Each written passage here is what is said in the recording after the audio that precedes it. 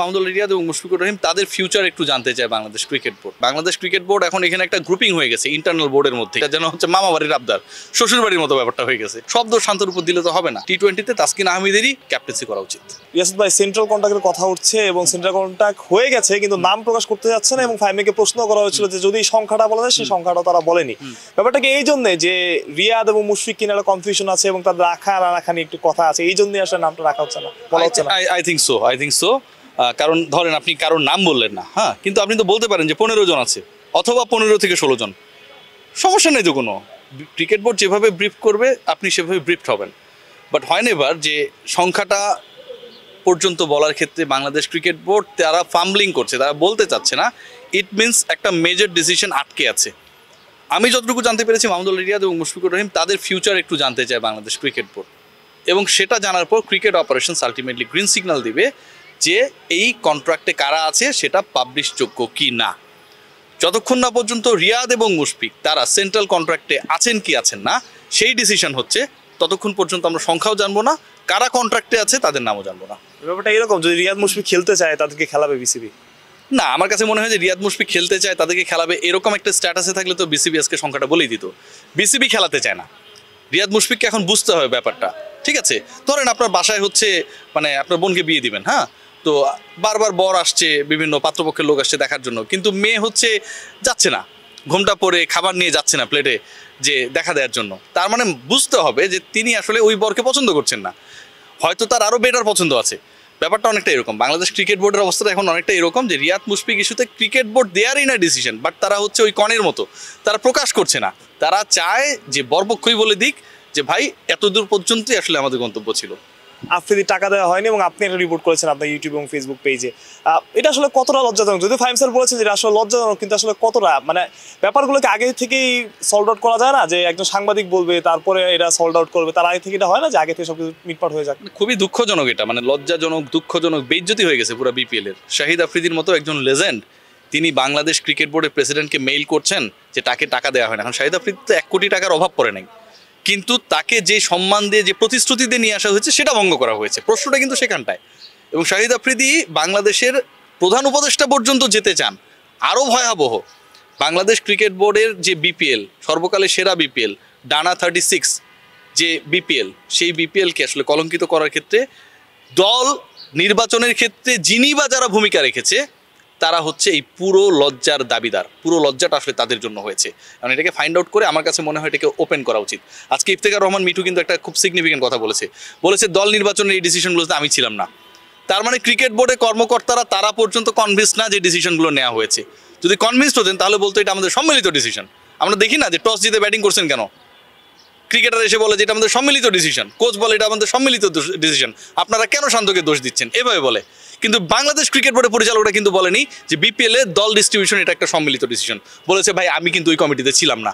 তার মানে বাংলাদেশ ক্রিকেট বোর্ডে যেই কমিটি যারা ওখানটায় ছিলেন তারা এই গর্বটা করেছেন। ইয়াসির ভাই, আমি ছিলাম না, এ ছিল না, ও ছিল না, কিন্তু আলটিমেটলি তার তো ক্রিকেট বোর্ডকে রিপ্রেজেন্ট করে। যখন এরকম কথা বলে আসলে তখন আর এটা ব্যাপারটা বোঝায় কিনা যে সমন্বয়ের অভাব পুরো দলের মধ্যে? না, অবশ্যই একটা বড় সমন্বয়ের অভাব এবং ঘাটতি তো এখানটায় রয়েছেই। বাংলাদেশ ক্রিকেট বোর্ড এখন এখানে একটা গ্রুপিং হয়ে গেছে ইন্টারনাল বোর্ডের মধ্যেই, ঠিক আছে, এবং নেতৃস্থানীয় জায়গা থেকে যদি এই গ্রুপিংগুলো তৈরি হয় তখন কিন্তু এটা খুব ভয়াবহ। ঠিক আছে, কোনো পার্টিকুলার ডিরেক্টরকে আপনি টার্গেট করছেন যে তাকে আপনি হয়তো কাজ দেবেন না, কাজ করতে দেবেন না। আবার কিছু কিছু জায়গায় হচ্ছে আপনি আপনার পছন্দের মানুষজনকে, আমি ওই যে বাংলাদেশ ক্রিকেট বোর্ডের স্ট্যান্ডিং কমিটির একটা আমি লিস্ট দেখিয়েছিলাম, ঠিক আছে, মিস্টার আমজাদ হোসেন, সকল ক্রিম খাওয়া ডিপার্টমেন্টের ভাইস চেয়ারম্যান তিনি সেটাতে ছিলেন প্রপোজড কমিটিতে। পরে তো এগুলো আমি অনেক রিপোর্ট করলাম, তার নামটা কেটে গেছে, বুঝছেন। তো এরকম লোককে আপনি যখন হায়ার করে আনার চেষ্টা করবেন তখন এটার পেছনে যে আপনার অন্য কোনো উদ্দেশ্য রয়েছে এবং সেটা ভালো নাও হতে পারে, সেই সম্ভাবনা কিন্তু বেশি। চিটাগাং কি পরের বার থাকবে? থাকতেই পারে। চিটাগাং যখন আগের বার 10 কোটি টাকা বা 8 কোটি টাকা যেটাই হোক না কেন, সংখ্যাতাত্ত্বিক পার্থক্য থাকতেই পারে, 8-10 কোটি টাকা বকেয়া রেখে বিপিএল থেকে আউট হয়ে গিয়েছিল, তখন কি কেউ ভাবছিল যে আবার তারা ব্যাক করবে? সো ফারুক আহমেদের বোর্ড তো সেটাকে ডিসাইড করেছে যে আসেন, ঠিক আছে। একজন রিপোর্টার আজকে বলেছেন যেটা যেন হচ্ছে মামা বাড়ির আবদার, শ্বশুর বাড়ির মতো ব্যাপারটা হয়ে গেছে। আসলে আমি তার সাথে খুব একটা দ্বিমত করবো না যে অনেকটা এরকম ডেকে এনে খাওয়ানো। মানে ইয়াসা সাগর আবার আসতেছে? ইয়াসা সাগর আসলে আসতেছে কিনা এটা বলতে পারবো না, কারণ ইয়াসা সাগর বাংলাদেশকে, চিটাগংকে, বিসিবিকে বিলং করে না। যদি এই 3টা পার্টকে বিলং করতো তাহলে আমি বলতে পারতাম যে আসতে পারে ভাই। মুস্তাফিজ এবার ঢাকা প্রিমিয়ার লিগ খেলছে, ঢাকা প্রিমিয়ার লিগ শুরু হলো। আসলে মুস্তাফিজের মতো প্লেয়ার না খেলা আমার থেকে মনে হয় যে বিসিবির এখানে একটু সচেষ্ট ভূমিকা পালন করা উচিত, যে আসলে বড় ধরনের প্লেয়ার খেলতে চায় না, সে আবার ওয়ানডে দলে খেলবে, তো এটা কেমন না ভাই? মানে একটা ক্রিকেটার আপনার দেশের একমাত্র লিস্টে ওয়ানডে টুর্নামেন্টে খেলবে না, তিনি আবার ওয়ানডে চুক্তিতে থাকবে, দলেও খেলবে। আমার কথা কিন্তু টাকা পাওয়া না পাওয়া নেই না, হয়তো 20 টাকা সে চেয়েছে, তাকে তারা 15 টাকা দিতে চেয়েছে।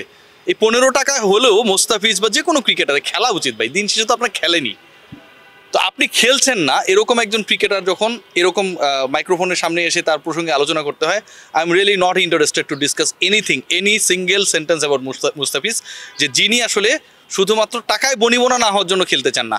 এই লাইনটা আপনি শেষ করবেন আমার, হ্যাঁ, টাকায় বনিবনা না হওয়ার জন্য, কিন্তু টাকা কিন্তু তাকে ফ্রি কেউ খেলতে বলছে না। হয়তো 10 টাকার জায়গায় 60 টাকা দিতে যাচ্ছে, কিন্তু মুস্তাফিজ ওই 60 টাকায় খেলবেন না। এটা খুবই আমার কাছে মনে হয় লজ্জাজনক, মুস্তাফিজের জন্য, বাংলাদেশ ক্রিকেট বোর্ডের জন্য, বাংলাদেশ টিম সিলেকশন যারা করেন তাদের জন্য অ্যাজ ওয়েল, যে একজন ক্রিকেটার টাকায় বনিবনা 2 টাকা 3 টাকা ওই যেভাবে বললাম না হওয়ার জন্য খেলতে যাচ্ছে না। I am not interested to discuss about Mustafiz. Riasat ভাই, নাজমুল হোসেন শান্ত, তার ক্যাপ্টেন্সি নিয়ে তো অনেক কথাবার্তা হয়, আজকে বলা হয়েছে, বলা হয়েছে মানে তাদের নিয়ে ডিসিশন হয়নি বা ডিসকাশন হয়নি। আপনার কি মনে হয় যে শান্ত টিকে যাবেন? শান্ত তো টিকা উচিত, আমি মনে করি। শান্ত থেকে বেটার ক্যাপ্টেন এখন কি আছে? আমি মনে করি অবশ্যই শান্ত টিকা উচিত, কারণ বাকিরা যদি সাপোর্ট করতে না পারে, বাকি টিমমেটরা যদি প্রপার রোলটা প্লে করতে না পারে, আপনার টপ অর্ডার যদি ঠিকভাবে কাজ করতে না পারে, মুস্তাফিজরা আপনার খেলতে নামছে কিন্তু 50 ওভারের লিস্টে একমাত্র টুর্নামেন্ট সেটা খেলতেছে না, নিজের অস্ত্রগুলোকে আসলে কিভাবে ইন্টারন্যাশনাল ক্রিকেটে অ্যাপ্লাই করবে সেই প্রিপারেশন তারা নিচ্ছে না, সব দোষ শান্তর উপর দিলে তো হবে না। শান্ত ইজ এ পারফর্মার এবং শান্ত থেকে বেটার ক্যাপ্টেন ওয়ানডেতে এই মুহূর্তে কেউ নেই, আমি মনে করি। সালাউদ্দিন এবং সিমন্স তারা কি থাকছে, মানে ব্যাপারটা কি এরকম যে তারা রাখা হচ্ছে এবং তারাও রাজি হয়েছেন? সালাউদ্দিন ভাই না থাকার কোনো কারণ নেই, লোকটা তো সময় পেয়েছে মাত্র 2-3 মাস, সত্যি কথা যেটা, ঠিক আছে, স্ট্রেট ফরওয়ার্ড ভালো মানুষ, থাকা উচিত অবশ্যই। আর ফিল সিমন্সও আমার কাছে মনে হয় যে এর আগে যেরকম একটা মানে বাজে অবস্থা ছিল, যে কেউ কাউকে দেখতে পারে না, একটা বিশাল ভয়াবহ পরিস্থিতি, ঠিক আছে, আমার প্রিয় বড় ভাই আছে সিকান্দার ভাই, খুব কাছের মানুষ ছিল, হাতুরা সিং, ঠিক আছে, তো এখন ধরেন ওই ভয়াবহ অবস্থা তো অন্তর নেই। ফিল সিমন্স এক নরম মানুষ, ঠিক আছে, এবং বাংলাদেশ দলকে সামলানোর জন্য, নতুন ব্যাচকে, সাকিব তামিমবিহীন ন্যাশনাল টিমকে সামলানোর জন্য এরকম আমার কাছে মনে হয় ফাদার ফিগার দরকার। সিকান্দারের পছন্দ ছিল হাতুরু সিংহে, আপনার পছন্দ কি সিমন্স? আমার পছন্দ না, সিকান্দার ভাইয়ের সাথে তার খুব দরম মরম ছিল, অনেকে আমরা সন্দেহ করতাম যে তাদের মধ্যে অন্য কিছু আছে কিনা। ভাই একটা প্রশ্ন করতে হয় যে হাতুরু সিং যখন প্রথম আসলো, আপনি তার ছবি আপলোড দিয়েছিলেন, খুব প্রশংসা করেছিলেন, এবং পরবর্তীতে আপনি তার বিপক্ষে চলেন, এর কারণটা কি? আচ্ছা ধরেন এখন আপনি ভালো রিপোর্টিং করছেন, এটা কি আপনি প্রশংসা পাবেন কি পাবেন না? হাতুরু সিং যখন বাংলাদেশে আসলো, ইংল্যান্ডের এগেনস্টে বাংলাদেশ টি20-তে 3-0 জিতলো, রিকল করেন, প্রশংসনীয়। কিন্তু গ্রুপিংটা তখন হয়েছে নাকি পরে হয়েছে? ন্যাশনাল টিমে যে গ্রুপিং সেটা তো পরে হয়েছে। সো পরে গিয়ে যদি আপনি খারাপ রোল প্লে করেন, বিবাহের আসলে সকল বরকে ভালোই লাগে ভাই, সংসার করা শুরু করলে 2 বছর পর গেলে বোঝা যায় আসলে ও কেমন। হাতুরু সিং আসলে কেমন বর সেটা আমরা বুঝতে পেরেছি কনিকে যখন পিটানো শুরু করছে। তারপরে আপনি ভুল ছিলেন প্রথমে? না, প্রথমে ভুল ছিলাম না, প্রথমে যে বিবাহের আসলে সবাই ভালো থাকে, সবাই ভালো বলে, ঠিক আছে, আত্মীয় স্বজন বাসায় গেলে ভালো ভালো খাওয়ায়, আমাদের ভালো কথা বলতে হয়। ভাই সামনে তো প্রচুর টি20 এশিয়া কাপ আছে, তারপরে আবার বিশ্বকাপও আছে, টি20 হবে 18-20 এই বছর। সো টি20 ক্যাপ্টেন চেঞ্জ নিয়ে একটা কথা শোনা যাচ্ছিল, শান্তকে রাখা হবে, এবং শান্ত আসলে টি20-তে ওইরকম পারফরমেন্স যেরকম পারফর্ম তিনি টেস্ট বা ওয়ানডেতে করেন। আপনার কি মনে হয় যে টি20 ভাবনা অন্য কেউ আছে, লিটন বা তাসকিন? অবশ্যই তাসকিন আহমেদকে দেওয়া উচিত ভাই, অবশ্যই তাসকিন আহমেদ ডিজার্ভ করে, আমি মনে করি। আমি অন্য কোনো অপশনে আমি যেতেই চাই না। Taskin Ahmed deserving candidate to B the captain of national T20 side. আমরা সবাইকে কম বেশি ট্রাই করেছি, সোহান থেকে শুরু করে সবাইকে ট্রাই করেছি, বাট তাসকিন আহমেদ আপনার সিজন পারফর্মার। আমরা বলছি যে ইনজুরির কারণে ঝামেলাও হতে পারে, হ্যাঁ, প্যাট কামিন্স পেস বোলার, তিনি অস্ট্রেলিয়াকে নেতৃত্ব দিতে পারে, আর আমার তাসকিন আহমেদকে আমি একটা ফরম্যাটে ক্যাপ্টেন বানাবো, সেই ইনজুরির কারণে 4 ওভার বল করতে পারবে না এবং দল থেকে বাদ পড়ে যাবে। এগুলো হচ্ছে ভুয়া যুক্তি, আপনি আসলে কোনো কারণে পছন্দ করেন না, এই কারণে দিতে চান না, ঠিক আছে। টি20-তে তাসকিন আহমেদেরই ক্যাপ্টেন্সি করা উচিত। আপনার কি মনে হয় যে লিটনের থেকে তাসকিন এগিয়ে টি20? না, according to the performance Liton Kumar দাসকে আগে এনশিওর করতে হবে his spot in the side, তাকে আগে তার স্পটটাকে এনশিওর করতে হবে, তারপরে না ক্যাপ্টেন্সি। আপনি দলে 11-এ আগে থাকবেন, তারপর আপনি ক্যাপ্টেন্সি করবেন। সো তাসকিন আহমেদ তো অবভিয়াস ওই জায়গাটায়। আপনি দেখেন বিশ্বকাপেও তাসকিন আহমেদ কিন্তু মানে এক ফর্মেট থেকে আরেক ফর্মেটে কনভার্ট হয়ে খেলেছে, কিন্তু ভালো বল করেছে।